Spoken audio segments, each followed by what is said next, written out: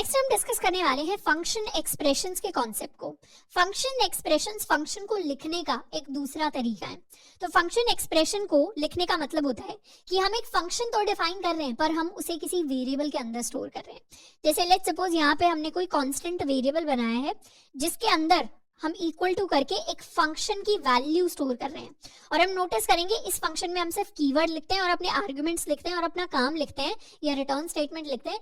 इस फंक्शन के अंदर हम उसका कोई भी नाम नहीं लिख रहे होते, तो ये हमारे एक तरीके से नेमलेस फंक्शन होते हैं। ऐसे फंक्शंस जिनका कुछ नाम नहीं होता पर उनकी वैल्यू एक वेरिएबल के अंदर जाकर स्टोर हो जाती है। जैसे यहाँ पर हमने एक सम नाम का वेरिएबल बनाया है जिसके अंदर हमने एक फंक्शन को स्टोर कराया है जिसके अंदर दो पैरामीटर्स हैं a एंड b, और ये फंक्शन रिटर्न करता है value of a and b को। इसको डिफाइन करने का सिमिलर वे है जैसे हम एक वेरिएबल को डिफाइन करते हैं। तो हम वेरिएबल को डिफाइन करने के लिए लिख सकते हैं let name is equal to Shraddha. तो इस तरीके से हमने क्या किया, एक वेरिएबल को डिफाइन कर दिया। वैसे ही हम ऐसे वेरिएबल डिफाइन कर सकते हैं जिनकी वैल्यू में एक फंक्शन स्टोर्ड हो।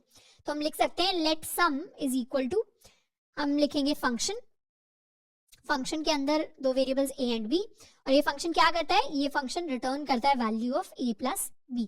तो इससे क्या हुआ, सम के अंदर वैल्यू स्टोर हो गई एक फंक्शन की। इसे कर लेते हैं सेव एंड रिफ्रेश। तो जब हम सम को प्रिंट करवाएंगे तो सम जब प्रिंट होगा, क्योंकि एक वेरिएबल है पर फिर भी इसके अंदर जो वैल्यू है वो फंक्शन की है, तो ये एज अ फंक्शन प्रिंट होगा। हम इस फंक्शन को अगर कॉल करना चाहें, इस वाले फंक्शन को, तो कैसे कॉल करेंगे, हम इस वेरिएबल के नाम से उसे कॉल करेंगे। यानी फंक्शन नाम की जगह अब हम वेरिएबल का नाम यूज करेंगे सम, और फिर लगाएंगे अपने पेरेंथेसिस और इसके अंदर पास कर सकते हैं 1 एंड 2, और उसके बाद हमारे पास रिजल्ट कंप्यूट होकर आ जाएगा। तो बेसिकली ये अपने फंक्शंस को डिफाइन करने का ही एक दूसरा तरीका है। एक और फंक्शन डिफाइन कर सकते हैं लेट, इस फंक्शन का नाम है लेट्स सपोज हेलो, और ये फंक्शन क्या करता है, हर बार हेलो को प्रिंट करता है। फंक्शन console.log हेलो, इसे कर लेते हैं सेव रिफ्रेश। इस बार जब हम हेलो लिखेंगे तो क्या होगा, हेलो की पूरी डेफिनेशन आ जाएगी, पर हेलो वाले फंक्शन को कॉल करने के लिए हमें वेरिएबल नाम के आगे पेरेंथेसिस लगाने पड़ेंगे, तब हमारे पास हेलो प्रिंट होकर आएगा। तो बेसिकली यहाँ पर ये चीज याद रखनी है, ये जो फंक्शन है ये नेमलेस फंक्शन है, इसका कोई नाम नहीं है। ये जो चीज लिखी हुई है ये वेरिएबल का नाम है, फंक्शन का नाम नहीं है, पर हम वेरिएबल के नाम से ही फंक्शन को कॉल करते हैं। और इस तरीके से जब हम फंक्शंस को डिफाइन करते हैं तो इन्हीं को हम फंक्शन एक्सप्रेशंस कहते हैं। अब जैसे एक नॉर्मल वेरिएबल की वैल्यू होती है, इस वैल्यू को हम चेंज भी कर सकते हैं, डिलीट भी कर सकते हैं, अपडेट भी कर सकते हैं, नई वैल्यू भी लिख सकते हैं, या इसी सेम वैल्यू को, जैसे नेम नाम का वेरिएबल है, इसी सेम, या हमने कोई और वेरिएबल बना लिया, let's suppose x is equal to 5, इस x को हम किसी और फंक्शन को पास भी कर सकते हैं पैरामीटर्स या आर्गुमेंट्स की फॉर्म में, या इसे रिटर्न भी करवा सकते हैं। वही सेम काम, सारे के सारे काम इन फंक्शन एक्सप्रेशन के साथ करना भी पॉसिबल है। तो बेसिकली जो सारे काम हम एक वेरिएबल के साथ करते हैं, वही सारे काम अगर हम एक फंक्शन के साथ करना चाहते हैं तो हम उसे फंक्शन एक्सप्रेशन की फॉर्म में डिफाइन करते हैं, और फिर हम उसे फंक्शन के अंदर आर्गुमेंट की तरह पास भी कर सकते हैं, रिटर्न भी कर सकते हैं, उसके अंदर चेंजेस भी कर सकते हैं। जैसे यहाँ पर कल को हम चाहें कि हेलो की वैल्यू जो है उसको हम चेंज करना चाहते हैं, तो हेलो की वैल्यू को कल को जाकर हम एक दूसरे फंक्शन की फॉर्म में लिख सकते हैं। लेट्स सपोज ये कोई दूसरा फंक्शन है जो इस बार प्रिंट करवाता है नमस्ते। तो यहाँ क्या हुआ, हेलो को ओरिजिनली हमने हेलो की तरह डिफाइन किया, और उसके बाद हमने इसकी वैल्यू को चेंज कर दिया, तो इस पूरे वेरिएबल की वैल्यू चेंज हो गई। रिफ्रेश करेंगे, अब हम हेलो को जब कॉल करेंगे तो हेलो की डेफिनेशन में नमस्ते वाली वैल्यू जो है अपडेट होकर आ गई, एंड हेलो को एग्जीक्यूट करेंगे तो भी हमारे पास नमस्ते प्रिंट होकर आएगा। नेक्स्ट हम बात करने वाले हैं अपने हाई ऑर्डर फंक्शंस के बारे में। High order functions special functions होते हैं जिनका काम होता है किसी भी इनमें से किसी भी एक चीज या दोनों चीजों को करना। ऐसा फंक्शन जो अपने आर्गुमेंट्स में या तो एक या फिर मल्टीपल फंक्शंस को एज एन आर्गुमेंट लेता है। अभी हमने फंक्शन एक्सप्रेशन की बात की तो हमने पता कर लिया कि जो हमारे फंक्शंस होते हैं उनको वेरिएबल्स के अंदर स्टोर कराना पॉसिबल है, और जैसे वेरिएबल को हम आर्गुमेंट में पास करते हैं, रिटर्न करते हैं, वैसे ही हम फंक्शंस को भी आर्गुमेंट में पास और रिटर्न कर सकते हैं। अब ऐसा फंक्शन, स्पेशल फंक्शन जो आर्गुमेंट्स के अंदर किसी और दूसरे फंक्शन को इनपुट लेता है या फिर किसी और फंक्शन को रिटर्न करता है एज एन आउटपुट, तो ऐसे फंक्शन को हम हाई ऑर्डर फंक्शन कहते हैं। हाई ऑर्डर फंक्शन में पहले हम ऐसे एग्जांपल्स देखेंगे, ऐसे हाई ऑर्डर फंक्शंस जो वन या मल्टीपल फंक्शंस को एज आर्गुमेंट ले रहे होते हैं। तो यहाँ पर हमने एक फंक्शन डिफाइन किया है मल्टीपल ग्रीट। ये फंक्शन क्या करता है, मल्टीपल टाइम्स ग्रीटिंग प्रिंट करवाता है। ग्रीटिंग क्या होती है, जैसे हम किसी को हेलो बोलते हैं, नमस्ते होते हैं, ये हमारी ग्रीटिंग होती है।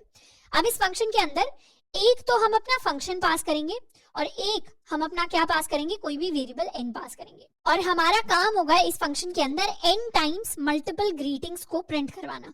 तो हमने एक लूप रन किया है 1 से लेकर n तक, जो क्या कर रहा है n टाइम्स हमारे इस फंक्शन को, फंक्शन को जो यहाँ से एज पैरामीटर आया है इसको कॉल कर रहा है। और उसके अलावा हमने एक ग्रीट नाम का वेरिएबल डिफाइन किया जिसके अंदर हमने एक फंक्शन स्टोर करा है जो हर बार हेलो को प्रिंट करवाता है। और मल्टीपल ग्रीट को जब हमने कॉल लगाई है तो हमने अपने ग्रीट फंक्शन को ही पास किया है, तो इस फंक्शन को हमने एज एन आर्ग्यूमेंट पास कर दिया और दूसरा हमने कोई नंबर पास कर दिया। इसके एक बार लॉजिक को समझते हैं। तो हमने एक ग्रीट नाम का वेरिएबल बना लिया, इस वेरिएबल को अंदर हम एक फंक्शन को स्टोर कराएंगे। तो फंक्शन को स्टोर कराएंगे तो उसके लिए हमने लिख दिया यहाँ पर कि इस फंक्शन का काम है console.log, ये हेलो प्रिंट करवाता है, ये वाला फंक्शन। अब हम चाहते हैं कि हम 2 बार ग्रीट फंक्शन को कॉल करें। तो ग्रीट फंक्शन को हम कॉल करेंगे तो हम 2 बार अपने ग्रीट फंक्शन को कॉल करने के लिए कॉल लिख सकते हैं, तो उससे क्या होगा, 2 बार हेलो हेलो प्रिंट हो जाएगा। अब हम चाहते हैं हम इसको 4 बार कॉल करें, तो 4 बार कॉल करने के लिए हम 4 बार स्टेटमेंट लिख सकते हैं, तो 4 बार हेलो प्रिंट हो जाएगा। पर हम एक ऐसा फंक्शन बनाना चाहते हैं जो फंक्शन मल्टीपल टाइम्स इसी फंक्शन को कॉल करे, पर जितनी बार हम कह रहे हैं, जो काउंट हम दे रहे हैं उतने टाइम्स कॉल करे। तो उस फंक्शन को बनाने के लिए हम यहाँ पर एक और नया फंक्शन बना लेंगे, इसका नाम है multiple greet. Multiple greet function वही काम करता है जो अभी हमने डिस्क्राइब किया कि मल्टीपल ग्रीट हमसे हमारा कोई भी फंक्शन लेगा और उस फंक्शन को जितने भी टाइम्स हम कॉल करवाना चाहते हैं उतने टाइम्स कॉल करेगा। तो कितने टाइम्स कॉल करवाना चाहते हैं, लेट्स सपोज हम काउंट टाइम्स कॉल करवाना चाहते हैं। और ये फंक क्या है, ये फंक एक ऐसा वेरिएबल है जिसके अंदर हम अपने फंक्शन को इनपुट करेंगे। वो फंक्शन ग्रीट फंक्शन भी हो सकता है, वो फंक्शन कुछ और फंक्शन भी हो सकता है। तो फिर हम लूप लगा लेंगे let i equals 1 to i less than equal to count i plus plus, और हम अपने फंक को तब तक कॉल लगाएंगे जब तक हमारा काउंट, हमारे i की वैल्यू काउंट के इक्वल नहीं हो जाती। तो बेसिकली 1 से लेकर काउंट तक हम बार बार अपने फंक्शन को कॉल लगाते रहेंगे। तो जब हम इस मल्टीपल ग्रीट फंक्शन को कॉल करेंगे तो इसके अंदर पहले हमें कोई फंक्शन पास करना पड़ेगा जिसको हम कॉल लगा रहे हैं। तो इस फंक्शन को पास करने के लिए हम अपने वेरिएबल को यूज कर सकते हैं। कौन से वेरिएबल को, अपने ग्रीट वेरिएबल को। एंड कितने टाइम्स हम ग्रीट को कॉल करना चाहते हैं, हम 2 टाइम्स ग्रीट को कॉल करना चाहते हैं। इसको करेंगे सेव, रिफ्रेश, तो क्या हुआ, 2 टाइम्स ग्रीट हमारा कॉल हो गया। हम चाहें तो इसको 10 बार भी कॉल कर सकते हैं, तो 10 पास कर दिया काउंट में, सेव रिफ्रेश, तो अब हमारा हेलो 10 टाइम्स प्रिंट होकर आ गया। हम चाहें तो इसे 1000 टाइम्स भी कॉल कर सकते हैं, तो 1000 टाइम्स कॉल करने के लिए हमारा हेलो 1000 टाइम्स हमारे पास प्रिंट होकर आ गया। तो इस तरीके से एक ऐसा फंक्शन है मल्टीपल ग्रीट जो क्या करता है, एक फंक्शन को एज एन आर्ग्यूमेंट लेता है और अंदर उस फंक्शन को यूज कर रहा है। तो ये जो मेरा मल्टीपल ग्रीट है ये एक तरीके से मेरा हायर ऑर्डर फंक्शन कहलाएगा, क्योंकि एक ऐसा फंक्शन है जो किसी दूसरे फंक्शन को एज एन आर्ग्यूमेंट ले रहा है। हम चाहें तो डायरेक्टली यहाँ पर कोई एक फंक्शन भी पास कर सकते हैं एज एन आर्ग्यूमेंट। जैसे अगर मैंने एक फंक्शन पास कर दिया, फंक्शन console.log नमस्ते, हमने कोई वेरिएबल पास नहीं किया, डायरेक्टली जो फंक्शन को लिखने का सिंटैक्स होता है, मतलब इतना पार्ट जो होती है फंक्शन की जो वैल्यू होती है उसी को हमने यहाँ पर लिखकर एक सिंगल लाइन के अंदर पास कर दिया और ये फंक्शन क्या करता है, नमस्ते प्रिंट करवाता है। अब अगर हम 1000 टाइम्स इस फंक्शन को कॉल करेंगे तो हमारे पास ये वाली जो फंक्शन की वैल्यू है ये इस फंक के अंदर जाकर स्टोर हो जाएगी। और जब हम फंक वेरिएबल को कॉल करेंगे तो उसका मतलब है हम इसी फंक्शन को कॉल कर रहे हैं 1000 टाइम्स। रिफ्रेश करेंगे तो अब हमारे पास नमस्ते 1000 टाइम्स प्रिंट होकर आएगा। तो वैसे तो ये वाले जो फंक्शंस हैं इतने कुछ काम के, इतने कुछ लॉजिकल नहीं लग रहे होंगे। बाद में जाकर हम कई सारे ऐसे फंक्शंस यूज करेंगे एपीआई कॉल्स को करते टाइम जो काफी लॉजिकली, जिनके अंदर हम फंक्शंस को पास करेंगे। पर अभी के लिए कॉन्सेप्ट समझना जरूरी है। तो कॉन्सेप्ट हमने समझ लिया, हायर ऑर्डर फंक्शन का, एक ऐसा फंक्शन जिसकी कॉल के अंदर हम फंक्शंस को पास करते हैं और फिर इंटरनली उस फंक्शन को यूज किया जा सकता है हमारे हायर ऑर्डर फंक्शन के अंदर। अब यहाँ पर काफी सारे स्टूडेंट्स जो एज अ बिगिनर मिस्टेक कर सकते हैं, वो ये मिस्टेक होती है कि जब भी हम ग्रीट को पास कर रहे हैं तो ग्रीट को हमने कुछ इस तरीके से पास कर दिया। ऐसे अगर हम ग्रीट को पास करेंगे तो ये वाला सिंटैक्स गलत होगा, इसको एग्जीक्यूट करेंगे तो हमारे पास एरर आ जाएगा। एरर क्यों आएगा, क्योंकि ग्रीट को इस तरीके से पास करने का मतलब है ग्रीट को हमने एग्जीक्यूट कर दिया। ग्रीट को एग्जीक्यूट कर दिया तो उसका मतलब है हमने हेलो को प्रिंट करवा दिया। तो इससे हम कोई वैल्यू पास नहीं करेंगे, इससे हम बेसिकली कुछ काम करवा रहे हैं। तो जब भी फंक्शन को पास कर रहे हैं सिर्फ उसके नाम से पास करना है, हमें उसे एग्जीक्यूट करके पास नहीं करना। हमेशा फंक्शन की डेफिनेशन को भेजना है, उसकी कॉलिंग स्टेटमेंट को नहीं भेजना है एज एन आर्गुमेंट। नेक्स्ट हम बात करने वाले हैं ऐसे हायर ऑर्डर फंक्शंस के बारे में जो किसी भी फंक्शन को रिटर्न करते हैं एज एन आउटपुट। जैसे फॉर एग्जांपल हमने यहाँ पर एक फंक्शन बनाया है ऑड इवन टेस्ट।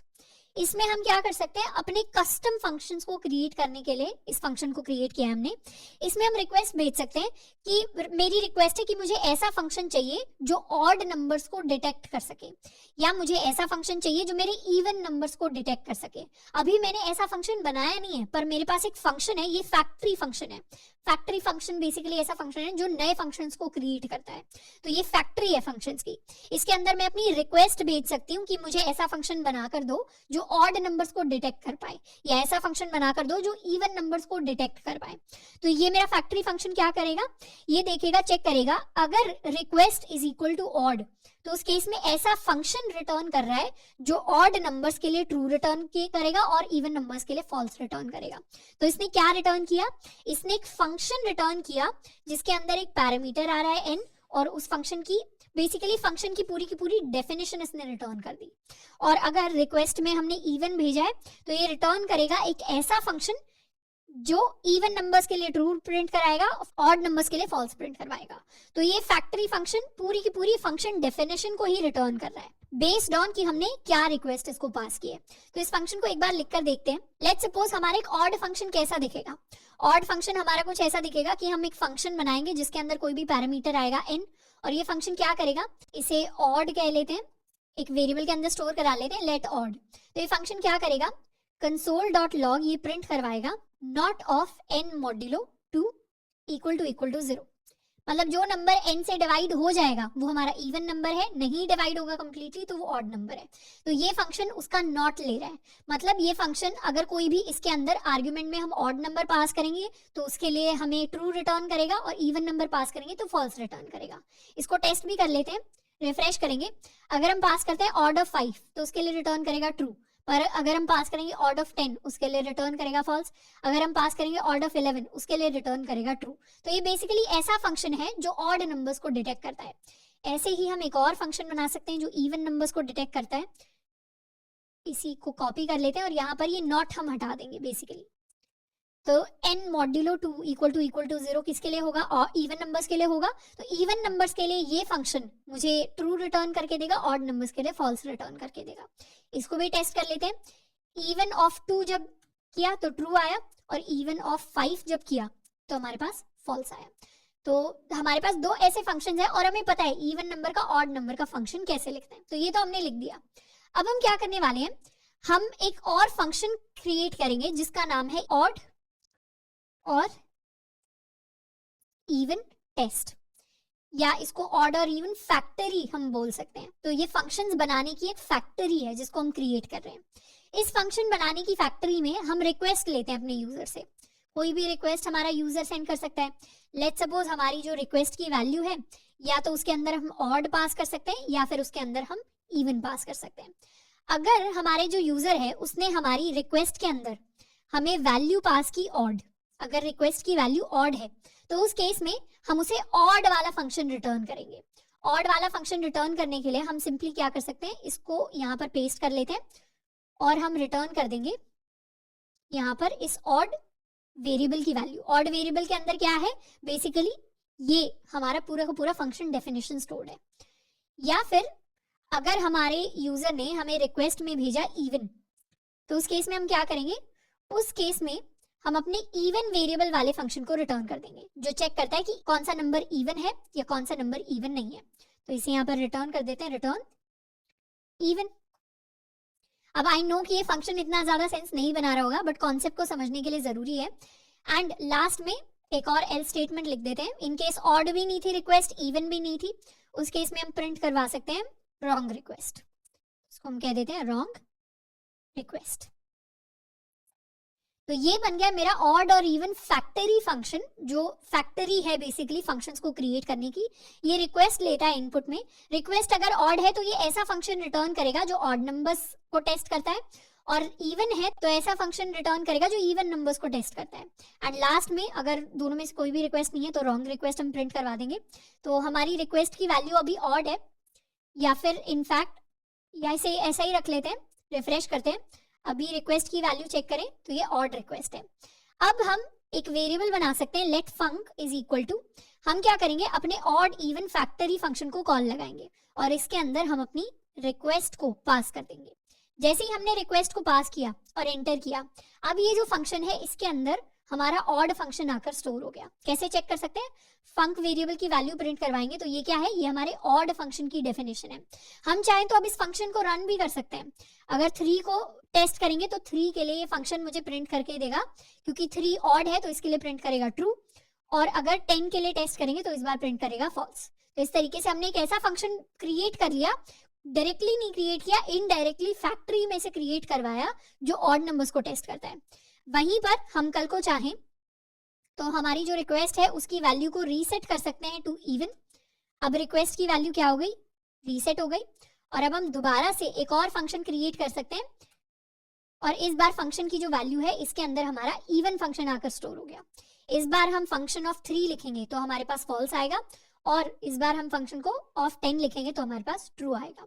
तो डिपेंडिंग अपॉन आवर रिक्वेस्ट हम कस्टम फंक्शंस बना सकते हैं जो ऑड नंबर इवन नंबर्स को टेस्ट करेंगे। इसी तरीके से हम कोई भी कस्टम फंक्शन रिटर्न कर सकते हैं। कोई ऐसा फंक्शन जो हेलो प्रिंट करवाता है, कोई ऐसा नंबर जो एज कैलकुलेट करता है, सम कैलकुलेट करता है, कुछ भी हम प्रिंट कर सकते हैं। अब एक और चीज, यहाँ पर हमें से नेसेसरीली एक अलग से वेरिएबल में स्टोर कराने की जरूरत नहीं है। हम डायरेक्टली इस फंक्शन डेफिनेशन को रिटर्न कर सकते हैं। तो अलग से वेरिएबल में स्टोर कराने की बजाय हम यहीं से डायरेक्टली रिटर्न कर सकते हैं। तो ये क्या हो गया? ये फंक्शन वही वैसे ही सेम काम करेगा जैसे ये पहले काम कर रहा था। तो आई होप कि यहाँ से हमें हायर ऑर्डर फंक्शंस का जो कॉन्सेप्ट है वो अच्छे से समझ में आया होगा। हायर ऑर्डर फंक्शंस बेसिकली वो फंक्शंस होते हैं जो या तो किसी मल्टीपल आर्गुमेंट्स या सिंगल आर्गुमेंट को ले रहे हैं एज अ फंक्शन, या फिर जो एक फंक्शन को रिटर्न करवा रहे हैं अपनी आउटपुट स्टेटमेंट के अंदर। नेक्स्ट हम बात करने वाले हैं मेथड्स की। तो अभी तक हमने फंक्शंस तो समझ लिए क्या होते हैं, मेथड्स को भी हम इंटरचेंजेबली ही यूज करते हैं। यानी बहुत बार आपने सुना होगा, मैंने बोला होगा फंक्शंस कह लो या इसको मेथड्स कह लो। अब मेथड्स क्या होते हैं? मेथड्स वो एक्शंस होते हैं जो किसी भी ऑब्जेक्ट के लिए परफॉर्म किए जाते हैं। और भी सिंपल भाषा में बताया जाए अगर, तो किसी ऑब्जेक्ट के अंदर अभी तक हमने सीखा है कि उसके अंदर वेरिएबल्स कैसे डिफाइन करते हैं। Variables in the form of की वैल्यू पेयर्स। जब की और वैल्यू की जब हम एक प्रॉपर्टी डिफाइन करते हैं वो तो हम कर सकते हैं ऑब्जेक्ट के लिए, पर ऑब्जेक्ट के लिए जब हमें फंक्शंस को डिफाइन करना होता है तो इन्हीं फंक्शंस को हम मेथड्स बोल देते हैं।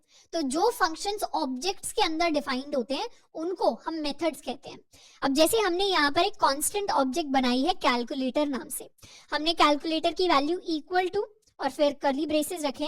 इस कैलकुलेटर के अंदर हमने 3 फंक्शंस को डिफाइन किया है, मतलब 3 मेथड्स को डिफाइन किया है। कैसे डिफाइन किया है? इन मेथड्स को भी हम की वैल्यू पेयर में डिफाइन कर सकते हैं। तो हमारी की क्या हो जाएगी? हमारी की हो जाएगी बेसिकली हमारे वेरिएबल का नाम। तो वेरिएबल का नाम ऐड है, वेरिएबल का नाम सब्ट्रैक्ट है, वेरिएबल का नाम मल्टीप्लाई है। और फिर जैसे हम वैल्यू लिखते हैं, जैसे हम a की वैल्यू में लिख सकते हैं 5, वैसे ही हम सम की वैल्यू में फंक्शन की पूरी डेफिनेशन लिख सकते हैं।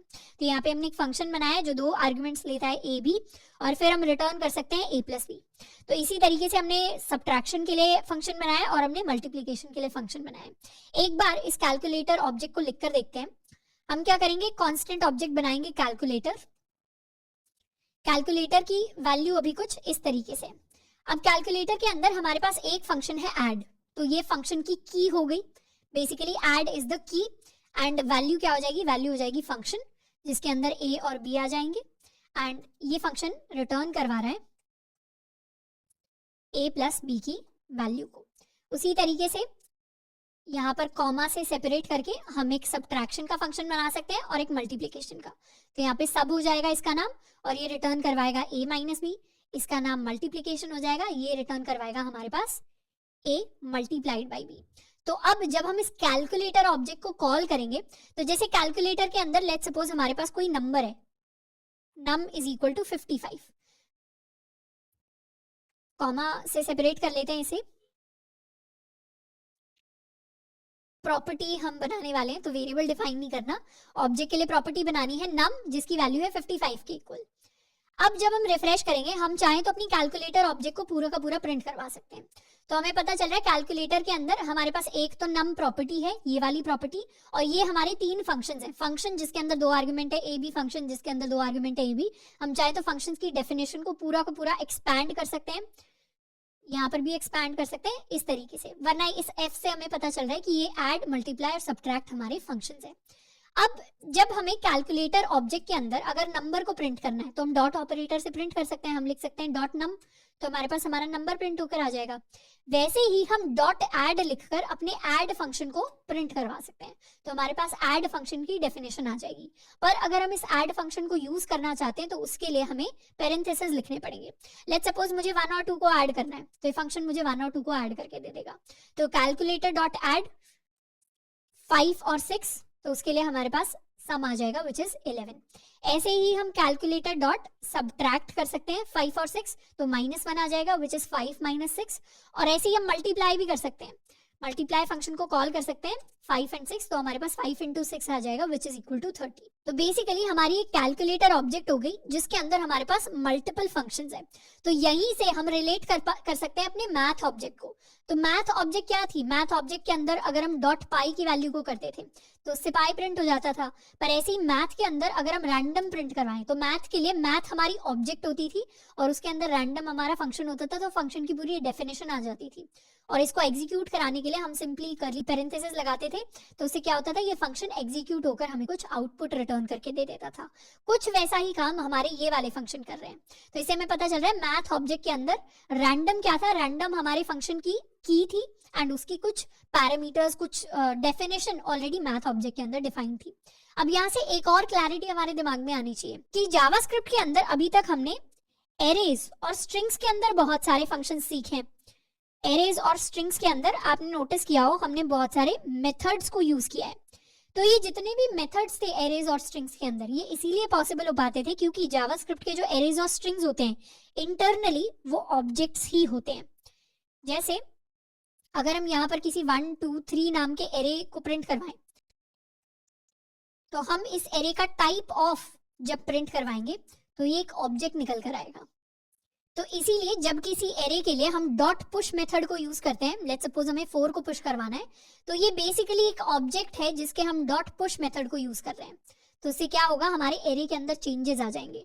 या इसके लिए अगर हम डॉट पॉप मेथड को यूज करवाएं तो ये भी एक मेथड है जो हम किसी ऑब्जेक्ट के ऊपर यूज कर रहे हैं। तो जावास्क्रिप्ट के अंदर वैसे तो इंटरनली मैक्सिमम चीजें, हर एक चीज एक ऑब्जेक्ट ही होती है, पर उसके कॉन्सेप्ट में इतना ज्यादा हम नहीं जाएंगे। पर यहाँ से हमें मेथड्स का कॉन्सेप्ट समझ में आया कि ऑब्जेक्ट्स के लिए मेथड्स कैसे डिफाइन करते हैं। अभी तक ऑलरेडी हम ऑब्जेक्ट्स को यूज करते आए हैं और उनके मेथड्स को भी हम यूज करते आए हैं। अब मेथड्स को डिफाइन करने का जावास्क्रिप्ट में एक शॉर्ट हैंड भी होता है, यानी या तो हम की वैल्यू पेयर के तरीके से अपने मेथड्स को डिफाइन कर सकते हैं या फिर सिंपली किसी भी ऑब्जेक्ट के अंदर हम सिंपली लिख सकते हैं अपने वेरिएबल का नाम यानी अपनी की का नाम, ये बेसिकली हमारे फंक्शन का नाम है, और फिर हम नॉर्मली अपने फंक्शन की डेफिनेशन लिख सकते हैं। तो जब भी हम ऑब्जेक्ट्स के अंदर शॉर्ट हैंड यूज करते हैं मेथड को डिफाइन करने का, तो उसके लिए हमें फंक्शन कीवर्ड को यूज करने की जरूरत नहीं पड़ती। इसी सिंटैक्स को देखकर जावास्क्रिप्ट समझ जाता है कि हमने एक मेथड को डिफाइन किया है। तो कॉमा से सेपरेट करके हम बहुत सारे मेथड्स को डिफाइन कर सकते हैं। जैसे यहाँ पर हम चाहें तो की वैल्यू पेयर को हटाकर अपने मेथड्स को अलग तरीके से डिफाइन कर सकते हैं। तो ये हमने हटा दिया, कोलन और फंक्शन हटा दिया, और यहाँ से भी कोलन और फंक्शन को हटा देंगे। तो इसको कर लेंगे सेव एंड रिफ्रेश। तो अब भी जब हम अपने कैलकुलेटर ऑब्जेक्ट को प्रिंट करवाएंगे तो उसके अंदर उसी तरीके से हमारे फंक्शंस फॉर्म होंगे जैसे पहले फॉर्म हुए थे। इनको यूज करने का तरीका भी सेम रहेगा, यानी हम लिख सकते हैं कैलकुलेटर डॉट सम, 1 और 2 का सम दे देगा हमें। कैलकुलेटर डॉट सम नहीं है function, it is exactly calculator dot add. तो 1 और 2 का हमें एडिशन दे देगा। उसके अलावा हम सब्ट्रैक्ट कर सकते हैं तो -1 आ जाएगा, एंड मल्टीप्लाई कर देंगे तो हमारे पास 2 आ जाएगा। तो इस तरीके से मेथड्स को भी हम यूज करते हैं जब भी हम ऑब्जेक्ट्स को साथ में क्रिएट करते हैं।